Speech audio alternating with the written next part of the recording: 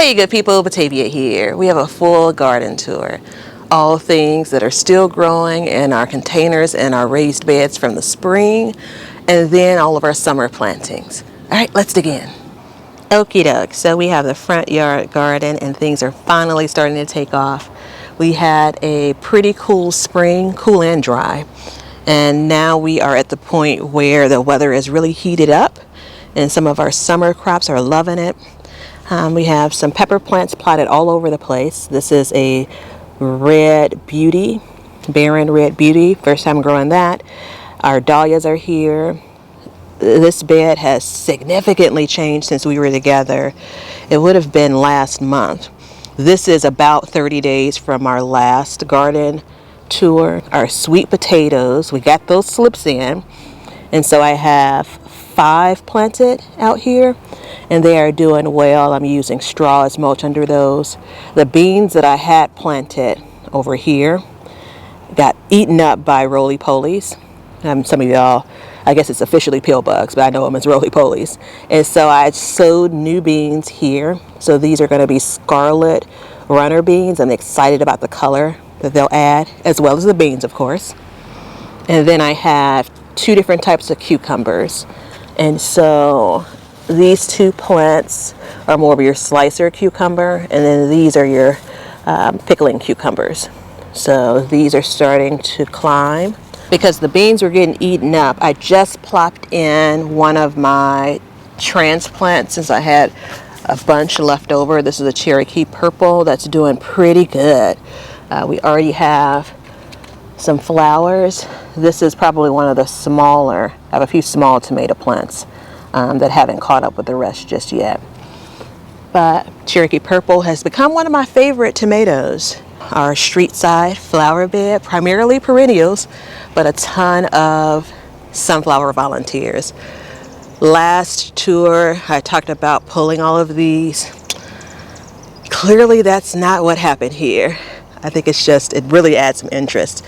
And I love these are perennials, and so the bed generally would look the same every year. Something like this can add just a bit of a different touch for this growing season. And so soon enough, our hibiscus, which are all of the bush-like plants you see, are going to be flowering, and it's going to be a traffic jam. Like, it's just that pretty.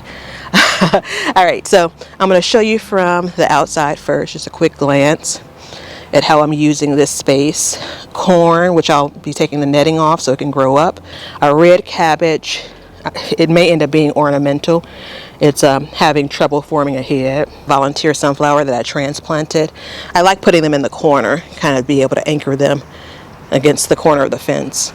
We have our cabbage, which is doing really well. Maybe a little bit of insect damage, but nothing to be concerned about. These 2 broccoli plants that I left kind of out of superstition, didn't want to disrupt this little section of the bed.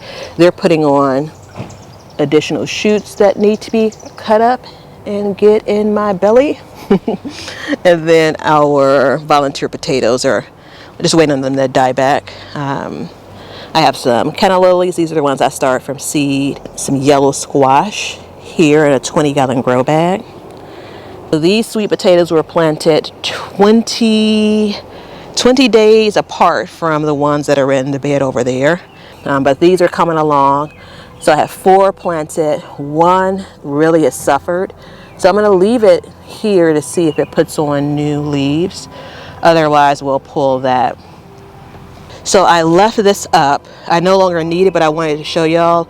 This is not shade cloth at all. This is that really thin landscape fabric that you see in the stores. What I have been able to use it for is to provide some shade as I'm hardening things off. And in this case, as I planted out on like a day that was going to be super sunny. So I was less concerned about the pepper plant. I really wanted to be able to provide some cover for the squash that's behind it. So that's a yellow zucchini. I think it's a golden zucchini. This little narrow bed, strawberries, are doing pretty well. I've gotten about a half a pint out of this bed already. And so, I don't know, strawberries are hit or miss with me. And I know it's probably the gardener, you know, I'm not necessarily feeding the plants as I should. But once you get strawberries, there's nothing like, you know, homegrown strawberry. This is another pepper plant that has had some yellowing. So we're going to try to manage this and get this healthy. This is that same Red Beauty that we saw right next to the first bed. Here we did a couple of things. Our kale is being eaten up, right? I'm not treating it. There's no cover. And so there are lots and lots, a little bit of damage here. So I am going to harvest these leaves. This is going to go into a smoothie.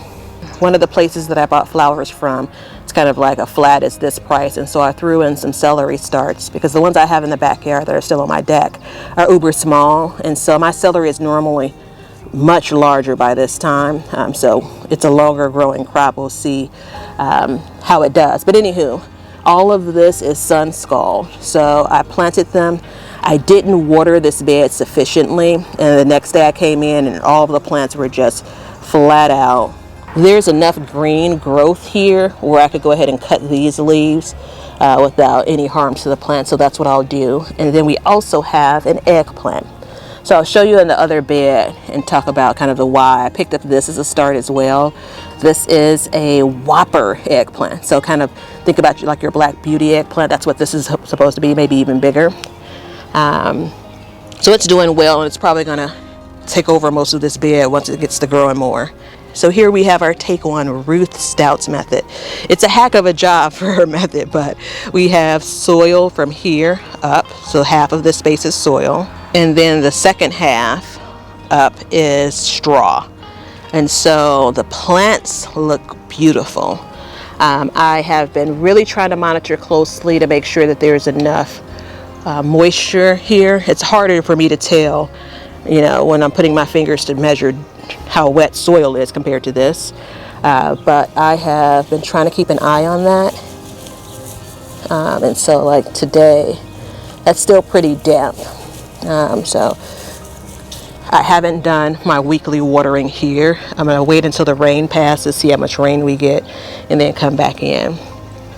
I have used a liquid all-purpose fertilizer here. I'm hoping this does well. This method could be the future of potatoes for me. So this has been effective. This little fencing has worked for like keeping stray animals out of the garden bed. And I think I'm going to, depending on how much fruit these plants produce, I think I may drape some of the black netting that I use over the top. That's where my head is now when it comes to trying to protect these tomatoes once they actually produce fruit from the squirrels and such. So we'll see how that goes.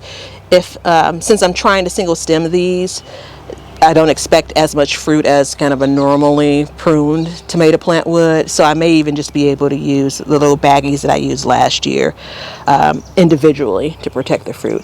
This is Aroma. I checked and there's no fruit yet on this one. This is a Paul Robeson. And so we do have some fruit that's set on this.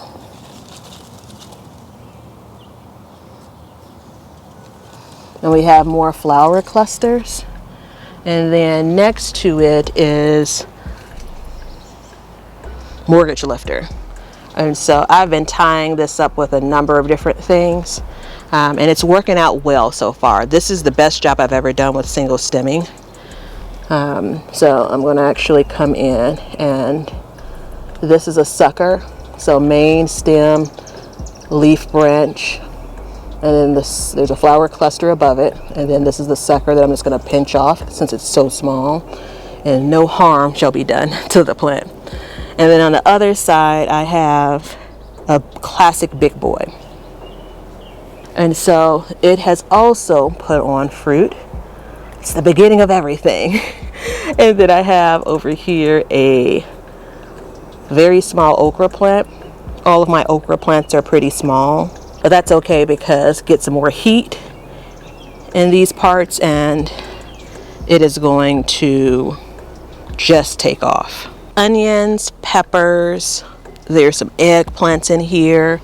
I know it all looks green, but the goodness is coming. So a couple of questions for y'all. For my onion growers, do you all spoon your onions, moving the dirt from around the bulb? Or do you just let them go?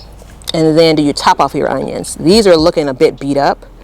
Obviously I could still cut them, but I don't know, they don't look as tasty as they once did. So spooning, do y'all do it for your onions? 2, any thoughts on topping your onions off or not? Quick note on peppers. So I went all in on sweet peppers.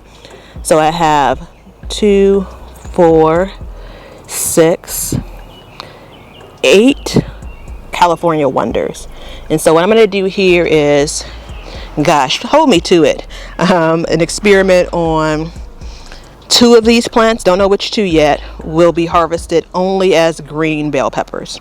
Well, maybe not 2, for sure 1. But I want to harvest only green peppers to see how many I get from the plant compared to when I let the pepper plants produce and mature to red peppers. And so I want to see if we're talking about a difference of a couple of peppers or if it's more than that. I think based on my growing season, they're going to be pretty close. Like, I'm not going to see any great difference, but we'll see. The other 2 here on the end, it's a Triple Delight. And so what they do is start off green, it's a sweet pepper, and then it goes, some peppers will turn yellow, some peppers will turn red. So you'll have both of those colors on the plant, which I think is pretty cool. Well, technically 3 colors, green, yellow, and red. Over here we have eggplants, and so I started these, I think, at the same time I started my peppers. So that would have been like mid-April, and they were so itty bitty when they came outside to be hardened off, and then when I planted them. So they are a month old now. They were transplanted on June the 1st, and today's July the 1st. And so I didn't think that they would end up producing, and that's the reason why I ended up buying another transplant. But it looks like if all things go well, I'll be going from worrying about not having any eggplants to having all of the eggplants. Okra plant, and then a summer squash. That is the early scallop. It looks like a patty pan. It's a white squash. And so this is the first time I'm growing them in a bed. I've previously grown them in containers and had mixed results there. So as the morning gets on, one of the things I've done is try to incorporate some seating areas in the garden. So from my seat underneath the trellis, we'll cover off on these 2 narrow beds. So the tomato plants that were so tiny, they're finally getting some size. Variety will be determined once they start setting fruit. And then we have 4 watermelon plants, which is probably 1 too many for this little area. I started these from seed, but this is where my labeling went wrong. So we'll have to wait to see what that plant is. This is another look at the corn, which we'll get that netting off of it so we don't hamper the growth there. That comfy seat. And then I have an okra plant, 2 honeydew melons. We have our cabbage covered, since this row of cabbage had suffered quite a bit with the cabbage moth earlier in the summer, kind of late spring, early summer. And then we have 2 cantaloupe plants here. These beans volunteer. These are pole beans from last year. And so I actually intentionally sowed pole beans here. And then I have a couple of bush bean seeds that I'm waiting to come up. There's also some asparagus long beans that I forgot about that are in this bed.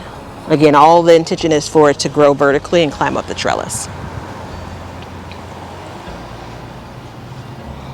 All right, nothing to see here, people. I still have some herbs that I started and flowers that even on July 1 I've not yet planted. Oh yeah, boy.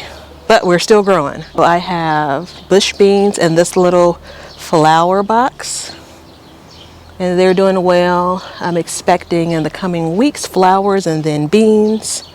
I have 4 of the same size containers. We're growing white potatoes in there. And in that same size container that I have those bush beans in, I have strawberries that were planted out last year. And I gave them 1 feeding of all-purpose liquid fertilizer, and they have absolutely perked up. Strawberries aren't huge, but I've gotten a couple and they're pretty tasty. We just got a rain shower and boy is it humid, but we need the rain. It's just been so dry this spring and early summer. So this little section of peppers, I have not had real trouble with animals like coming up once these peppers put on fruit. I did have like one pepper that was clearly bitten into last year, but otherwise these are pretty unbothered, and obviously I clean them pretty good once I actually take the fruit off the plants. So we have giant Marconi, shishito, habanada. This is just not even 3 weeks planted. And then we have a banana pepper. I put this in on June 9th, jalapeno. And then one of my favorites, the bucket wall. So shishito, if you all saw the video, it may still be coming up, of making my container soil. This is the pepper plant that I planted in that video. So habanero, right? Okay, hot. I have some ideas about some gifts to make up some things for gifts for folks with that. I can't take that kind of hot of a pepper. Poblano, serrano, chocolate beauty. This is the long Aldi pepper. Still using seeds from when I saved them some years back. It was just a regular kind of bullhorn type pepper that I purchased from Aldi's, and I saved the red seeds in it. Another banana pepper. And then my container bin. Shout out to my buddy Ben over at Sandy Bottom Homestead, who has something similar to this. So I made up one for myself. There are milk crates underneath that's holding it up. Carrots that we sowed on, gosh, my handwriting's so terrible. That's like 6 something teen. So like 616, 619, something like that. Chard that's finally taken off. This is my peppermint chard. I wish I would have planted more of that. Forward hook chard just seems like it's really struggling. That lettuce has already started to bolt. A new space for tomatoes. Boy, oh boy, do I hope this works out for me this year. So we have, is that 5 tomato plants? Roma here. Pineapple, one of my favorites. This is my favorite to make salsa with. I have another pineapple that I attempted to single stem, but as luck would have it, it's like, I don't know, quadruple stemmed or something now. But it absolutely is setting on fruit. Yeah, flower clusters. And then I have Boxcar Willie that is triple stemmed. I know, I shouldn't even be saying that at this point. So how about a heavily pruned tomato? That's what we have here. It has also set on fruit. And then more traditionally maintained, a Paul Robeson. Another one. I think I have one in the front yard too. So I really like planting carrots on the edge of these beds. So these are some of my younger sowings. This looks like late May, early June. A couple of different varieties. I have bell peppers, still more sweet peppers. So these are going to be yellow. This first section here, yellow bell peppers. This is the Spanish mammoth here. And these are going to be unobstructed, so I'm really confident about how they'll produce. I have some more carrots that are tucked in there. Chamomile that volunteered that I transplanted into this space. A few more carrots. So these are some of the peppers that are really being shaded by the tomato plants. And so they probably won't produce much, but I had the starts, so I went ahead and planted them. That's another one of the triple delight peppers.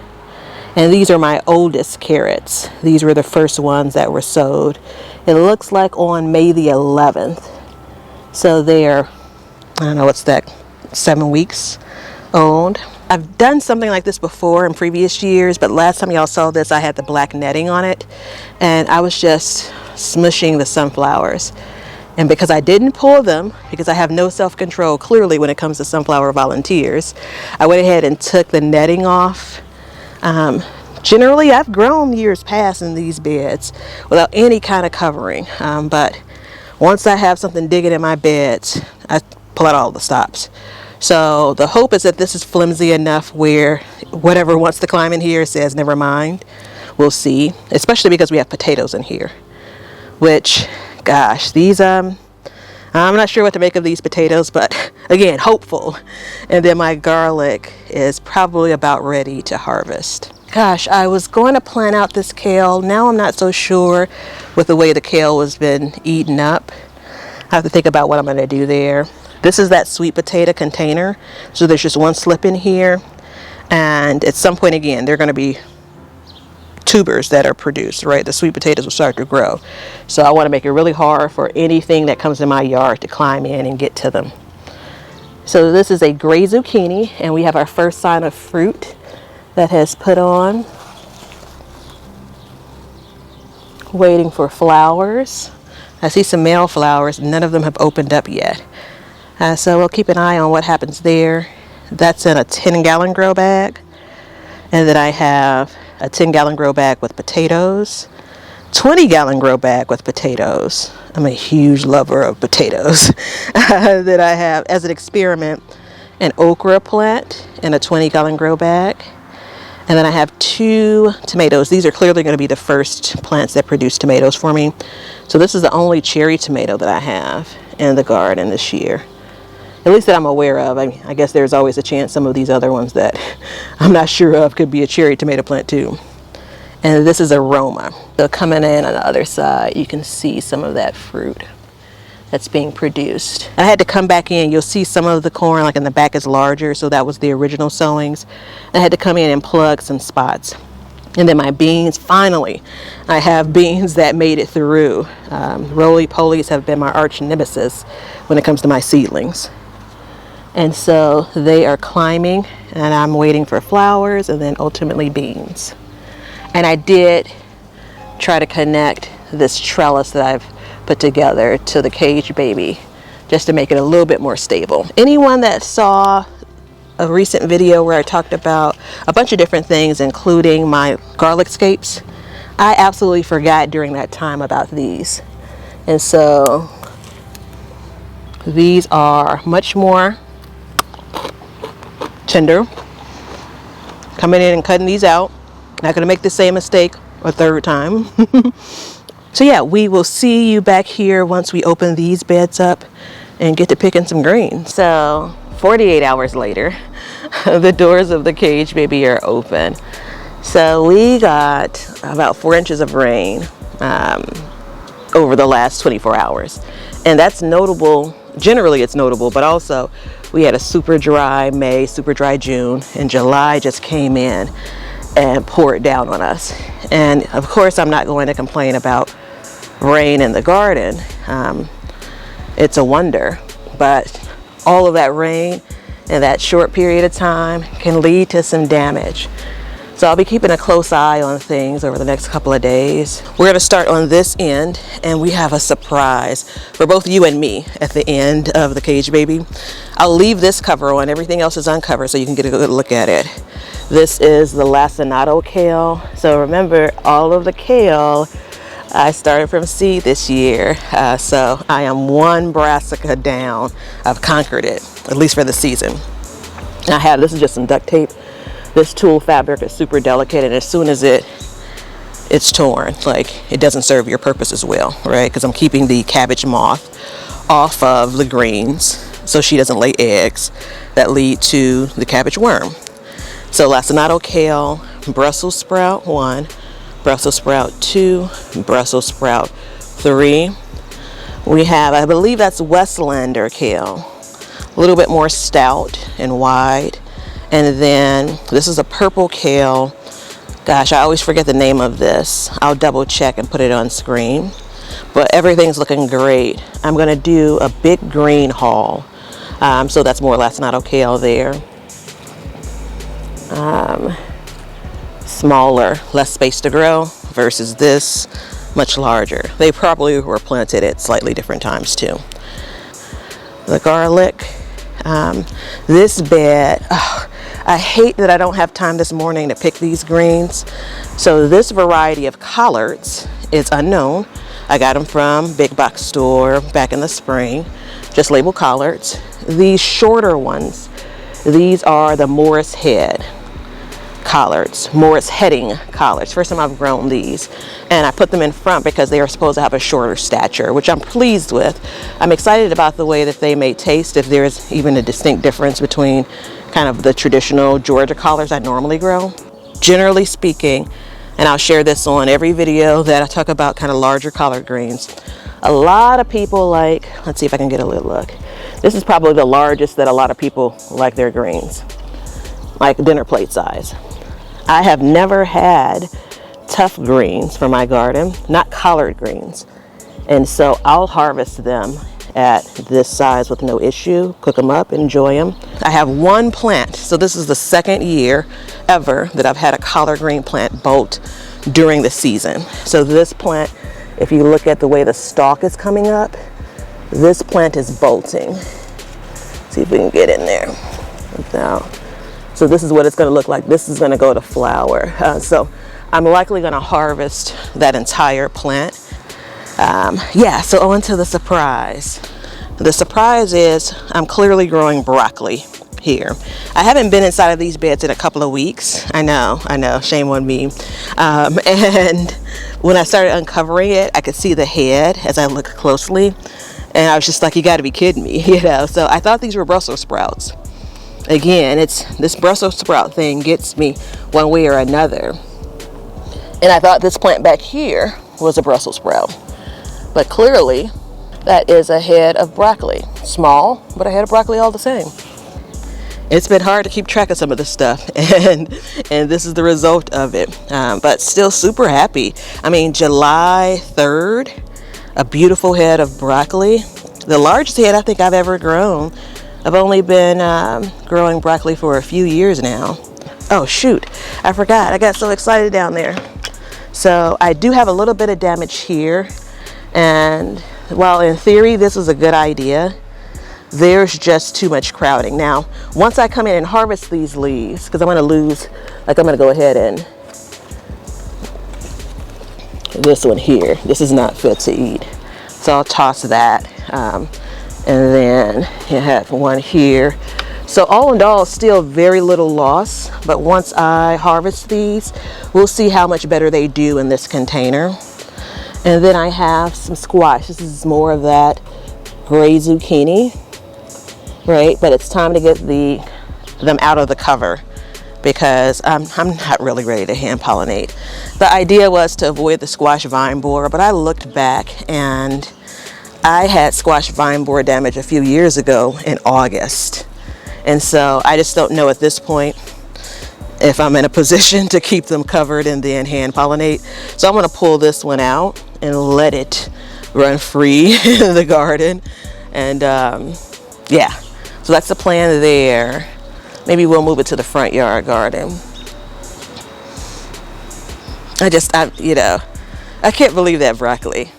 Thanks for spending some time with me. I have enjoyed sharing my garden with y'all, and I'm looking forward to more garden tours because things are starting to pick up.